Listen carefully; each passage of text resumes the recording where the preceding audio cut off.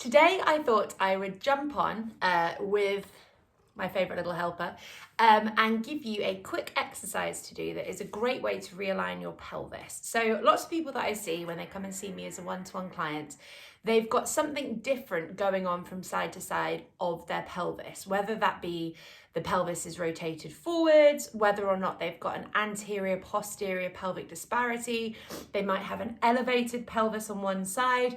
There's these pelvic things that go on and they kind of differ, but actually the way that you treat them can be more or less the same. So if you've got this one-sidedness through your pelvis, it's likely that it's going to cause you some jip. So if your pelvis is off and then you go for a run, for example, you're increasing that load through that wonkiness. Your body isn't balanced from side to side, and that might be one of the reasons that you have your knee pain or your foot pain or even your shoulder pain. So before you do exercises, it is a good idea to try and make sure that your pelvis is aligned. And rather than doing that at the end of your session, you're much better off doing it before the session, putting your body in better alignment, and then building strength into that better alignment with whatever activity it is that you're going to do. So I thought today I would walk you through one of my favorite personal exercises for myself, just because it suits my posture, but also one of my favorite ones that I give to my clients to realign their pelvis, but also to really get their spine waking up and reposition the shoulder blades. And it's called static extension position. So you're going to come to all fours and hands and knees like so the quadruped position, all fours. And you are just watching that when you look down at your feet and at your knees and at your hands, that you're actually hip width apart. Because most people, when they do this, they take their hands and their feet really, really wide, and you're actually narrower probably than you think you are. So knees directly underneath your hips and your hands directly underneath your shoulders to begin with. As best you can, you're trying to keep your toes untucked and on the floor. So you can see there that my shins are sort of flat on the floor and the tops of my feet are. If you're stiff through your feet, you might even get a cramp just trying to point your toes away like that. That's a good thing. I promise you're waking up your feet a bit more. So you're trying to keep those toes untucked. Then what you're noticing is lots of people, when they put their arms under load, what they do is they buckle their elbows so that the fleshy inner bits of their elbows face forwards. And you can see here how that just looks a bit nasty. So this is me hyperextending my elbows, I'm overloading my wrists, and my shoulders have kind of popped out of their socket a little bit. The shoulder blades aren't quite in the place that we want them to be.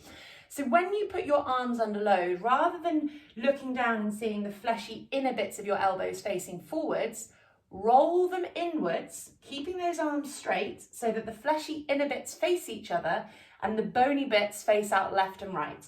Keep your arms in that position.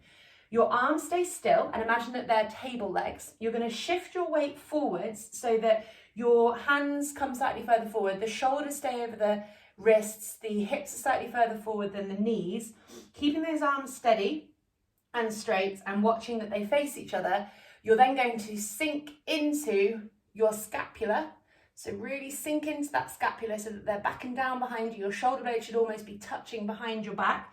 You're going to relax off your neck for me. There should be no neck tension here.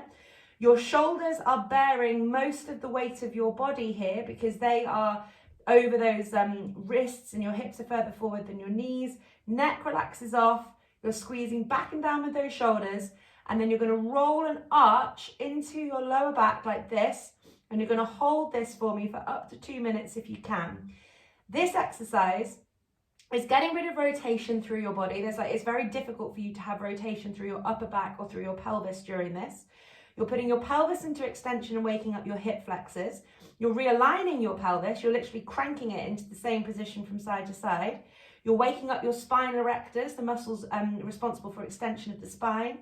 You're repositioning those hunched shoulders. So if you've been sat down at your desk all day with your shoulders in front of you, this is putting them back into position. And you're also relaxing off your neck. So there's a bunch of stuff that's going on. And yeah, as I said, hold that for up to 2 minutes. If you notice that you get any pins and needles through your hands, or potentially through your arms, what that's telling you is that you've got some impingement going on at your shoulder. So it's likely that your shoulder's not quite far back enough behind you, or maybe that you haven't twisted your elbows properly. So if you're getting pins and needles, it's not an issue with your hand or your wrist, it's an issue further upstream. There's something up here that's like pinching at a nerve and it's sending that neurological symptom down your arm. So just really think about, are my shoulders back and down, almost touching behind me when I do it? And are my elbows also facing each other, or am I just hyperextending and like buckling through my elbows and popping out at the shoulder joint, which we don't want? So that is static extension position.